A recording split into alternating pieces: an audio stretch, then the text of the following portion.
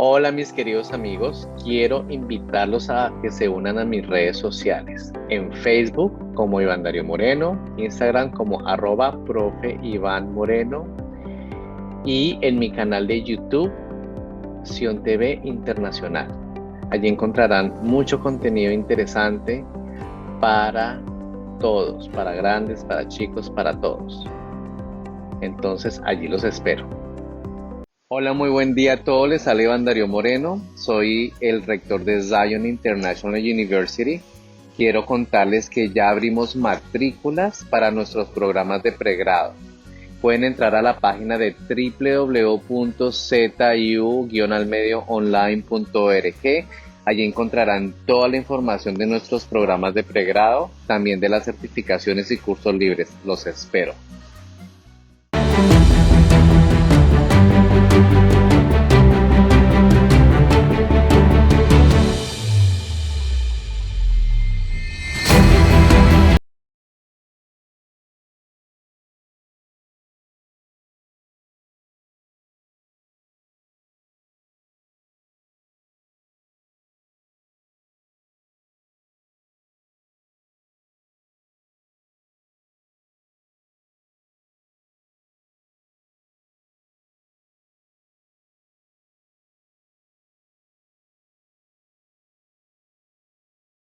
Queridos amigos, quiero invitarlos a que se unan a mis redes sociales. En Facebook como Iván Darío Moreno, Instagram como @profe Iván Moreno y en mi canal de YouTube, Sion TV Internacional. Allí encontrarán mucho contenido interesante para todos, para grandes, para chicos, para todos. Entonces allí los espero. Hola, muy buen día a todos. Les habla Iván Darío Moreno. Soy el rector de Zion International University. Quiero contarles que ya abrimos matrículas para nuestros programas de pregrado. Pueden entrar a la página de www.ziu-almedioonline.org. Allí encontrarán toda la información de nuestros programas de pregrado, también de las certificaciones y cursos libres. Los espero. La información presentada a continuación por Iván Darío Moreno, PhD, rector y fundador de Zion International University, es el resultado de sus estudios y conocimientos personales y representa la opinión de él y sus marcas. Sin embargo, la decisión de asumir, escuchar o interiorizar la información suministrada es responsabilidad de cada uno. Gracias por acompañarnos.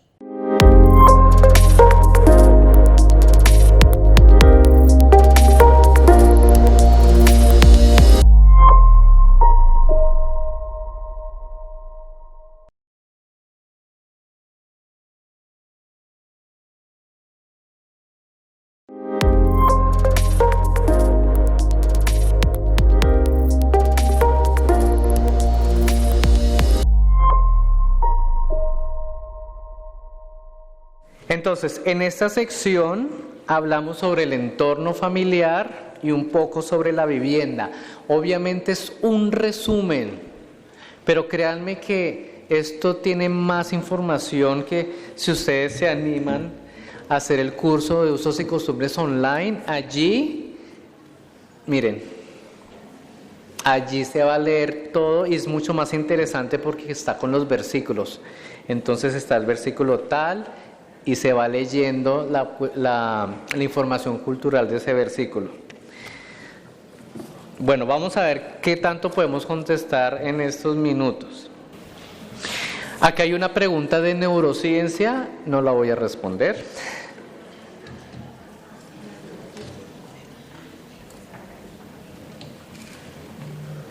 Esa es una pregunta interesante, es decir, cuando les hablaba de la prueba, recuerden que para ellos, por ejemplo, para muchas culturas, ¿no? Si había sangre, eso significaba que era fértil, ¿sí? Por eso, y sí, también que era virgen. Es decir, es que alguien pregunta que si se garantizaba, por ejemplo, que si era fértil. Claro, para ellos eso era una garantía de que sí era, bueno, virgen y fértil. pero ya con el tiempo pues es cuando se dieron cuenta de que algo pasó y no ha quedado embarazada con la prueba. Por eso es que empezaron también a cambiar esas leyes.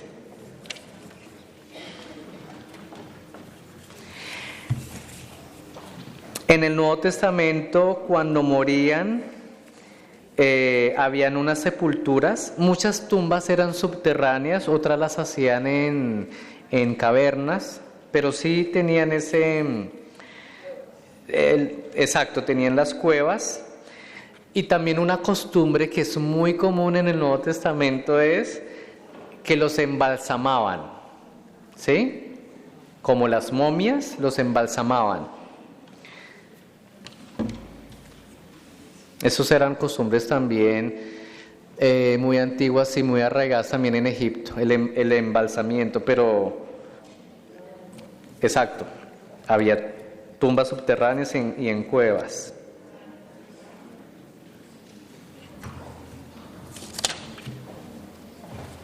Porque eso era la pregunta de cuándo morían teniendo un lugar especial. Alguien pregunta que si se puede definir la cultura como la decisión de un individuo o comunidad de cómo vivir su vida. De lo que habíamos hablado esta mañana, la cultura es cómo una sociedad le da significado a todo lo que le rodea, ¿sí? Entonces, le da un significado a esto, le da un significado a un árbol, o sea, cómo le da significados. Y esos significados se transmiten de generación en generación. Son los significados.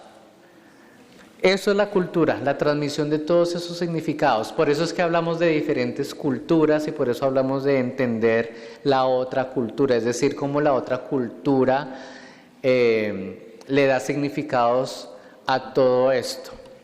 Eso es la cultura desde ese punto de vista.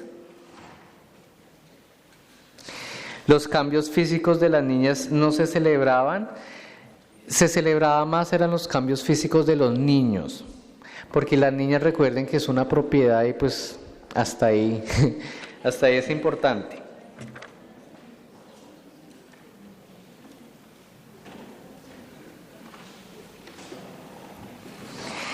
Eso es una pregunta importante, que si había alguna edad para dar en casamiento a los hijos. Sí. La niña tan pronto se volvía mujer, tocaba casarla inmediatamente, ¿sí? Inmediatamente. Entonces, por eso las podían casar jovencitas, bueno, jovencitas no sé, 12, 13 años, tan pronto,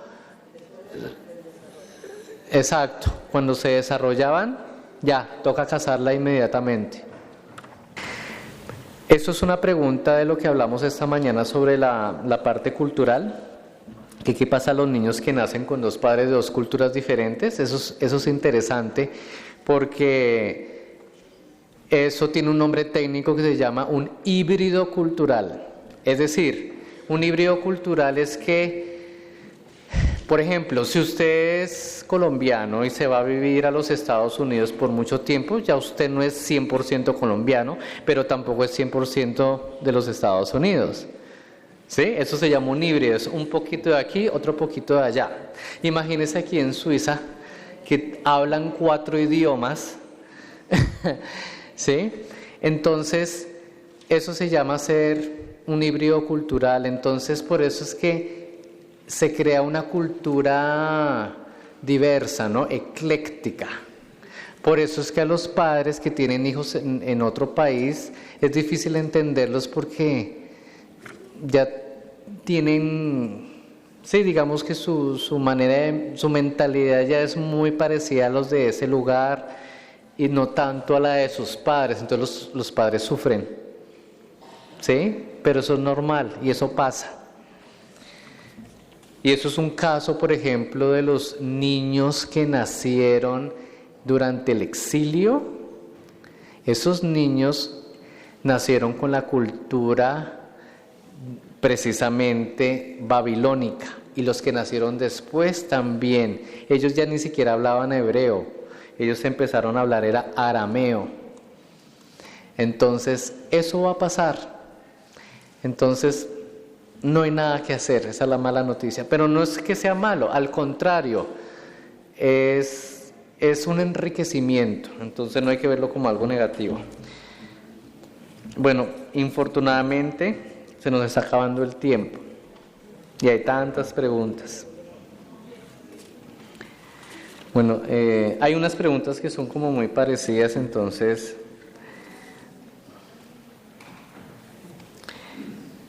bien.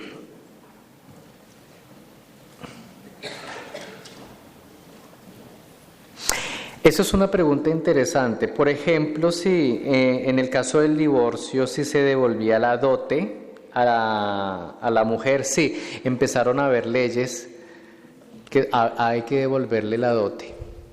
O sea, yo le regreso su hija infértil, me regresa lo que es mío. Así es. Bueno, así era.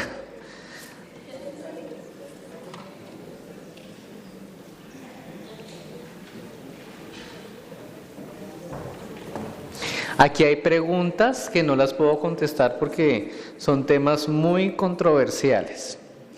Se los dejamos para la invitada especial.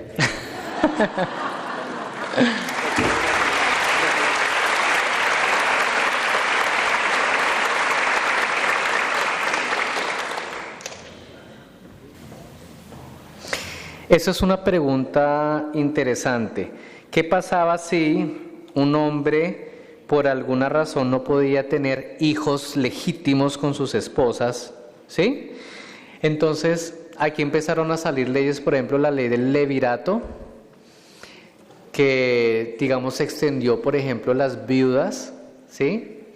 Entonces, la idea era asegurar que se pudiera transferir la herencia. Entonces, la ley del levirato era eso.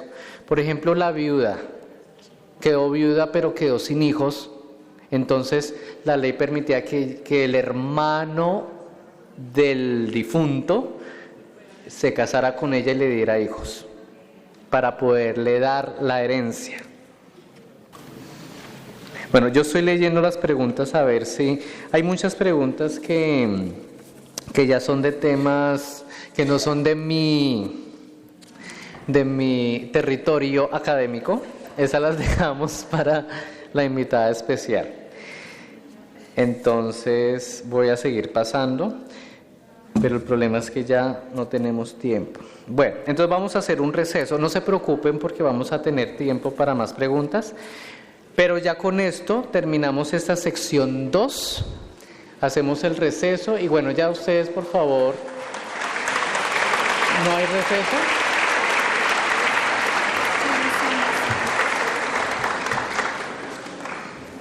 Bueno, me dicen que tenemos otro tiempito, entonces tenemos tiempo para responder más preguntas.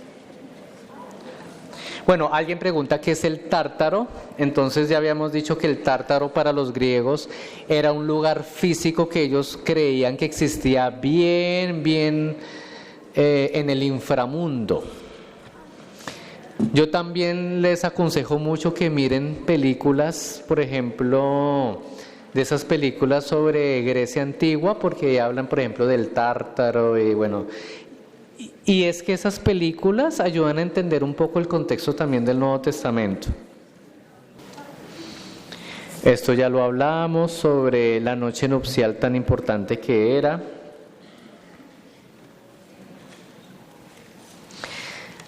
Las esclavas, es decir, las mujeres esclavas, claro, se podían vender. ¿Sí? Alguien pregunta que si se podían vender las mujeres como propiedad, las esclavas. Por eso cuando vinieron los grandes imperios, por ejemplo Nabucodonosor, cuando vino por el reino del sur o Judá, entonces se llevó todos y automáticamente todos vienen a ser esclavos. Tenemos uno famosísimo que se llama Daniel.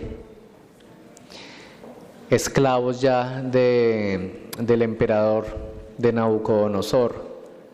Lo interesante de Daniel es que fue un esclavo con privilegios, porque según lo que está escrito en Daniel, dice que le escogieran a 4 jóvenes de los más sabios del pueblo, pero lo interesante es que ellos fueron instruidos, creo que duraron 3 años o algo, aprendiendo la lengua y la cultura babilónica, que es prácticamente todo el legado sumerio. Eso lo vemos en historia y geografía para los que ya saben, ¿sí? Muy interesante. Pero digamos que sí, también fue esclavo, pero con esos privilegios. Porque ser esclavo del templo, claro, los esclavos del templo tienen como ciertos privilegios, y él tuvo muchos privilegios por estar en el templo, en el templo de Babilonia. Bien, entonces, alguien pregunta en la página 4 sobre esto, el diagrama sobre los dioses. Eso simplemente es para que ustedes vean cómo eran los dioses sumerios, y para que vean un poco cómo, digamos, ese entorno familiar, digamos, de Abraham, también tiene sus raíces en los entornos, digamos, familiares, o en el sistema familiar de Sumeria. Es como para que ustedes vieran el paralelo. Pero sí, esos son los dioses sumerios. En Sumeria, en el idioma sumerio, los dioses se llaman Anunnaki. Ese es el nombre en sumerio.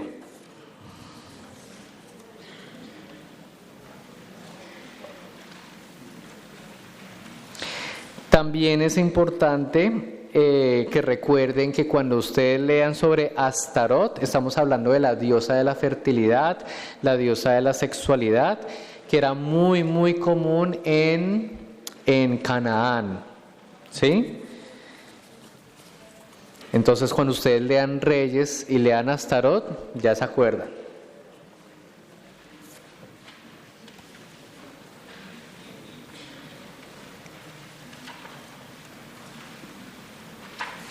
Hay unas preguntas que son ya más del tema de historia, del curso de Historia y Geografía.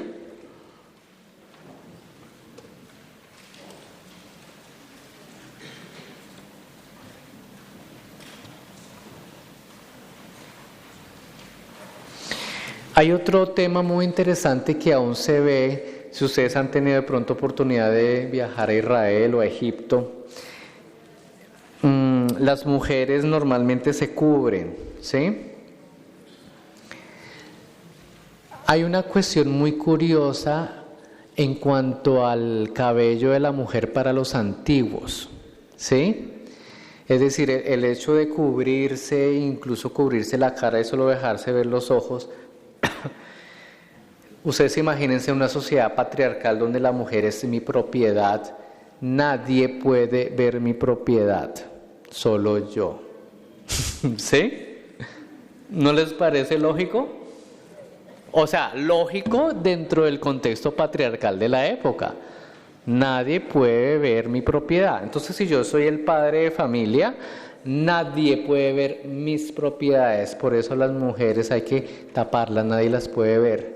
El único que la puede ver va a ser su marido. Así de sencillo.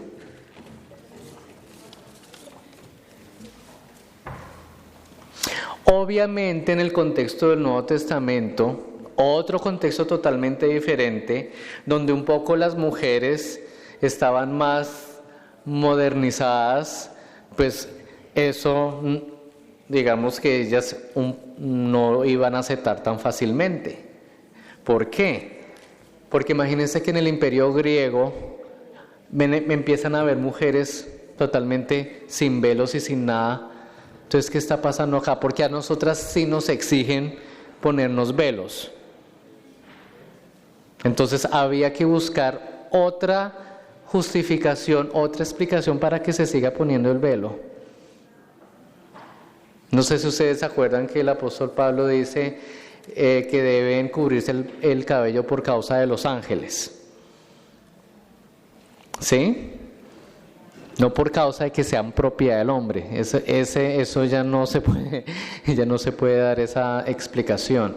Pero entonces es importante que ustedes siempre se sitúen en el momento histórico y cómo evoluciona, y las explicaciones incluso evolucionan también.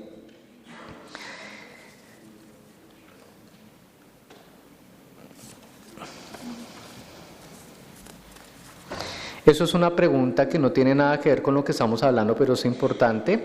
¿Qué significa ZIU? ZIU son las iniciales de la universidad que está allá.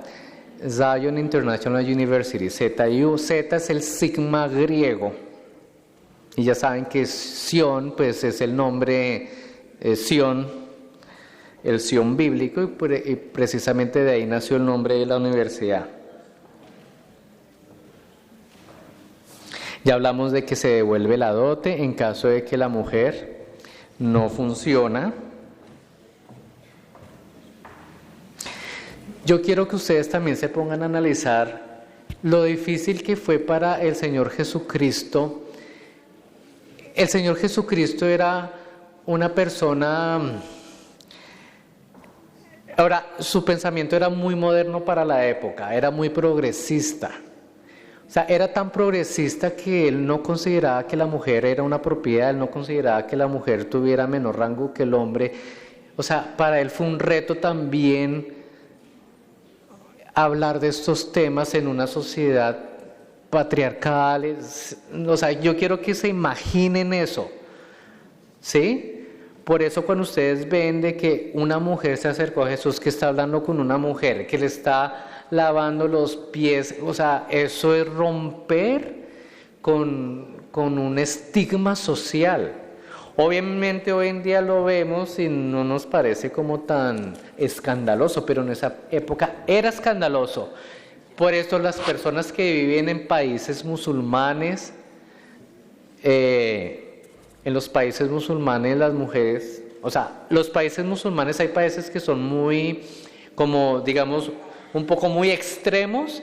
En esos países ustedes no ven mujeres en las calles. O sea, la mujer no va a la calle que vamos a ir de shopping. Eso no es así de fácil. Pues sí, en lugares como Dubái, que es más moderno en la cultura musulmana, sí, uno ve las mujeres de shopping en el centro comercial, pero normalmente eso no se ve. Entonces, imagínense en la época del Señor Jesucristo, la mujer era de segunda categoría. Hablarle a una mujer es un irrespeto. A mí me gustaría contarles una anécdota muy rápidamente. Cuando estuvimos ¿dónde fue eso? En los Emiratos Árabes, que precisamente estuve con mi madre y mi hermana y mi sobrina. ¿Saben a quién se dirigían? A mí. Entonces yo me sentía raro porque claro, uno está acostumbrado a que se dirijan a mi mamá todo el tiempo, pero se dirigían era a mí, para que ustedes se den cuenta que yo me sentía como el jefe del clan, porque todas eran mujeres, me hablaban era a mí.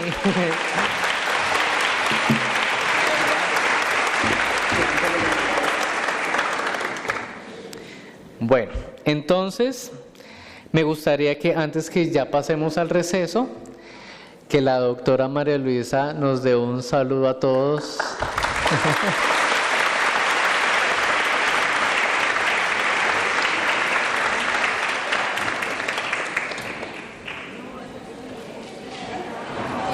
Arriba.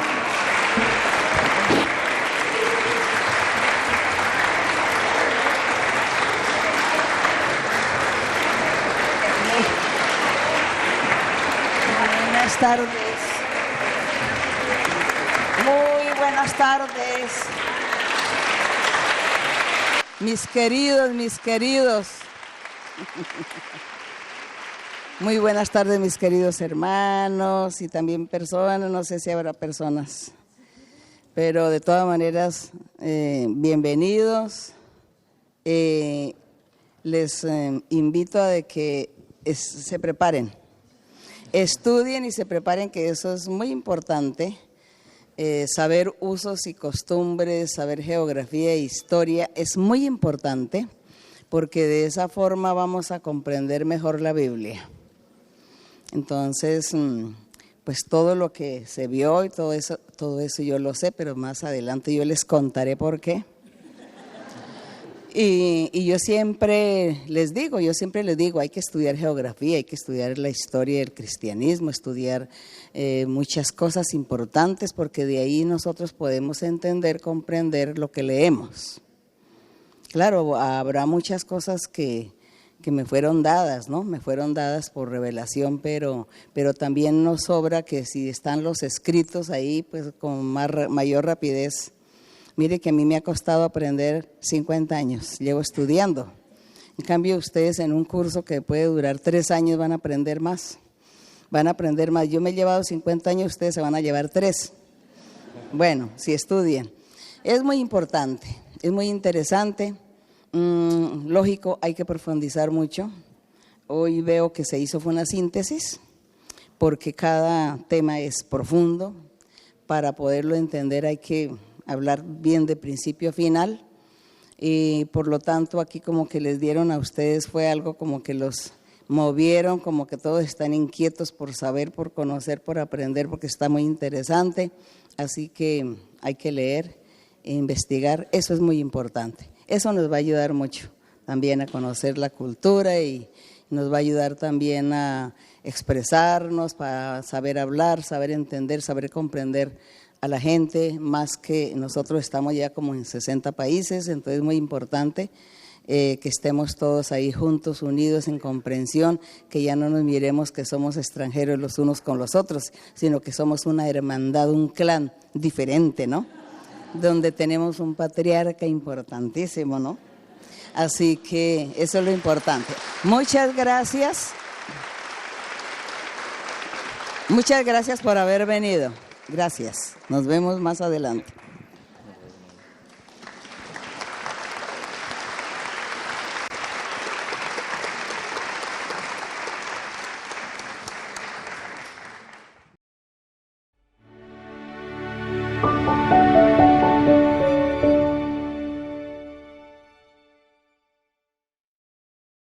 La información que acabamos de presentar por Iván Darío Moreno, PhD, rector y fundador de Zion International University, es el resultado de sus estudios y conocimientos personales y representa la opinión de él y sus marcas. Sin embargo, la decisión de asumir, escuchar o interiorizar la información suministrada es responsabilidad de cada uno.